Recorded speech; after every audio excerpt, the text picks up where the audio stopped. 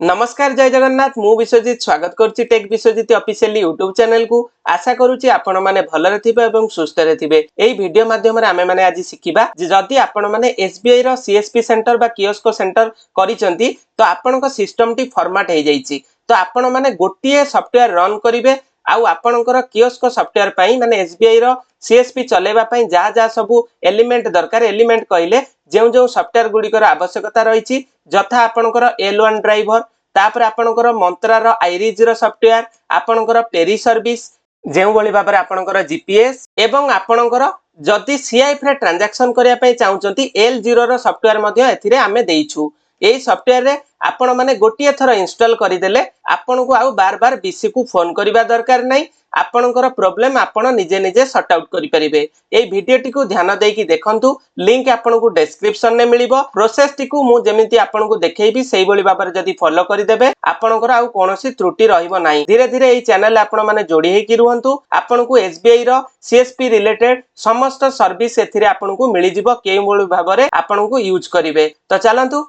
Video T को आरंभ करिबा। सर्वप्रथम मु आपन को लिंक टी देखेबा को चाहूची वर्तमान पई लिंक टी आपन को डिस्क्रिप्शन रे मिलि जिवो। डिस्क्रिप्शन ने लिंक आपन जेतेबेले क्लिक करिवे आपन को सामने रे एई भली एक इंटरफेस देखैबो। सर्वप्रथम आपन माने डाउनलोड रो जो सिंबल देखैछि एई डाउनलोड ऊपर क्लिक कर देबे। क्लिक कला परे दर्शक बंधु आपन को किछि क्षण वेट करिवे। वेट कला परे आपन को गूगल ड्राइव रो एक्सेस रो पेज देखैबो। डाउनलोड एनीवे ऊपर आपन माने क्लिक टी करि नियंतु। 423 MB रो सॉफ्टवेयर टी एथिरे आपनकर सब जिंस इनक्लूड हेकी अछि। देखंतु sbi-tech-official.zip माने zip फाइल रे वर्तमान पय आपनकर सॉफ्टवेयर टी सुंदर भाबरे डाउनलोड होबा को लागिछि। तो डाउनलोड हला परे आपण कोन करिवे मु वर्तमान पय देखौछि। वर्तमान पय देखि नियंतु हमर सॉफ्टवेयर टी डाउनलोड कंप्लीट हे जाईछि। एहा पर हमें फोल्डर शो इन फोल्डर ऊपर क्लिक करिबा। क्लिक करिबा मात्रे आपन को एटी एसबीआई टेक विश्वजित ऑफिशियल रो ए zip फाइल टी देखैबो। एहा पर राइट क्लिक करिकि आपन को कंप्यूटर रे जदी WinRAR रो फाइल थाए तो एक्सट्रैक्ट फाइल मारिबे। एक्सट्रैक्ट फाइल मारिकि ओके ऊपर क्लिक करिवे। ओके ऊपर क्लिक कला परे आपन को सामने रे वर्तमान पई एटा अनजिप हे गला। अनजिप हेला परे आपन को एसबीआई टेक विश्वजित रो आउटे फोल्डर देखैबो। सर्वा प्रथमे आपन को एटी देखौथिबो देखंतु सीएससी रन एज एडमिनिस्ट्रेटर एहारी ऊपर आपन माने को क्लिक करिवे। जेहेतु सीएससी रे मु काम करूची मते सीएससी बहुत पसंद तन करी मु सीएससी लिखि दैछि। तापरे आपन माने एटा को रन एज एडमिनिस्ट्रेटर ऊपर क्लिक करिवे। तापर आपण माने एस कर देबे। एस कला परे दर्शक बंधु आपन को सामने रे एई बळे एक देखैबो विंडो वर्तमान पई कमांड देखैबो develop by Biswajit Biswal from Jagatsinghpur. एहा पर आपण माने किछि क्षण वेट करिवे। वेट कला परे आपन को सामने रे वर्तमान पई कोड रन होबारे लागिछि। तो आपण माने किछि क्षण वेट करंतु। एहा पर आपन को पचारुछि press any key to continue जे कोनोसी रो कीबोर्ड रे गोटिए की आपण माने दबांतु।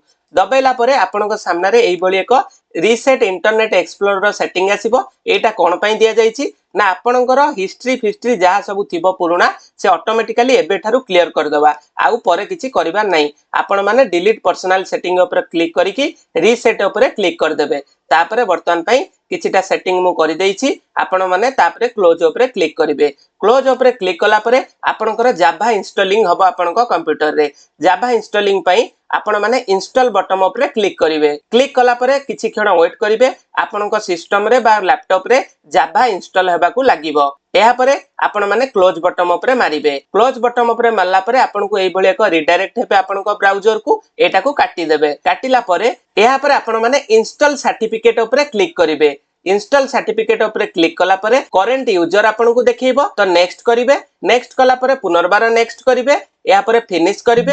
अगेन आपनकर लिखिबो द इंपोर्ट वाज सक्सेसफुल। एहा परे ओके करिवे। ओके कला परे दर्शक बंधु आपण माने ओके करिवे। ओके कला परे वर्तमान पई आपनकर मॉर्फर ड्राइवर इंस्टॉल हबो। नेक्स्ट ऊपर क्लिक करिवे। पुनर्बार नेक्स्ट करिवे। ए जदी एमिति एरर कार देखैबो एरर माने आपनकर जदी आगुरु कोनोसी मॉर्फर डिवाइस इंस्टॉल हेकी थिबो तो आपन को एई भली इंटरफेस देखैबो माने पॉपअप देखैबो। एटा को मध्ये ओके कर देबे। ओके कला परे पुनर्बार इंस्टॉल ऊपर क्लिक करिवे। इंस्टॉल वर्तमान पई हमर मॉर्फर ड्राइवर टी होउची। तापरे माइक्रोसॉफ्ट रो विजुअल सी प्लस प्लस मध्ये ऑटोमेटिकली इंस्टॉल हबो जोटा नियम अनुसार। तो आपण माने किछि क्षण वेट करिवे। पुनर्बार आपन को एमिति देखैबो। एहा पर आपण माने ओके ऊपर क्लिक टी करिवे। ओके ऊपर क्लिक कला परे पुनर्बार ए जो कंप्यूटर देखैछि चिन्ह देखैछि एहा ऊपर क्लिक कर देबे। क्लिक कला परे आपन को लिखिबो F active X setup successfully या पर आपण माने कंटिन्यू ऊपर क्लिक करिवे। या पर आपनकर कंप्यूटर को रिस्टार्ट करबा को मागिबो। ध्यान देकी देखंतु एटा को आपण माने एस करिवे नाही, नो ऊपर रखी की फिनिश ऊपर क्लिक करिवे। तापरे वर्तमान पई आपनकर पुनर्बार आउ जो सॉफ्टवेयर सब अछि धीरे धीरे इंस्टॉल होबा को लागिबो। किछि क्षण वेट करिवे, काटिबे नाही। एहा परे आपनकर मॉर्फोर एजेंट ड्राइवर टी वर्तमान इंस्टॉल होउची, आपण माने ध्यान देकी देखंतु। दर्शक बंधु एहा परे आपण माने आपनकर कोन ना आइरिस टी वर्तमान पई इंस्टॉल हबो। आमे आइरिस टी को काहे की देइछु आपनकू ना, कारण बहुत भिएलिंकर आइरिस डिवाइस द्वारा से माने ट्रांजैक्शन करिया को चाहंती, तेनु करी आमे आइरिस टी को मध्य देइछु। एहा परे नेक्स्ट ऊपर क्लिक करिवे। नेक्स्ट ऊपर क्लिक कला परे इंस्टॉल बटन ऊपर क्लिक करिवे। एहा परे आपनकू फिनिश बटन ऊपर क्लिक करिवे। एहा परे पुनर्बार इंस्टॉल ऊपर क्लिक करिवे। एहा परे आपण माने फिनिश बटन ऊपर क्लिक करिवे। फिनिश बटन ऊपर क्लिक कला परे आपण माने आपनकर पेरी सर्विस टी इंस्टॉल हबो। जदि आपनकर इंस्टॉल नथिबो तो आपनकर डायरेक्ट नेक्स्ट देखौथिबो। तेनु करी आमे बे रिपेयर पेरी सर्विस मोर देखौची। या परे आपण माने कोन करिवे, नेक्स्ट ऊपर क्लिक करिवे। जेहेतु मोर पेरी सर्विस टी थिला सेटा एबे रिपेयर रो देखेला ऑप्शन टी। वर्तमान पई नेक्स्ट कला परे आपनको एई भली प्रोसेस देखौथिबो।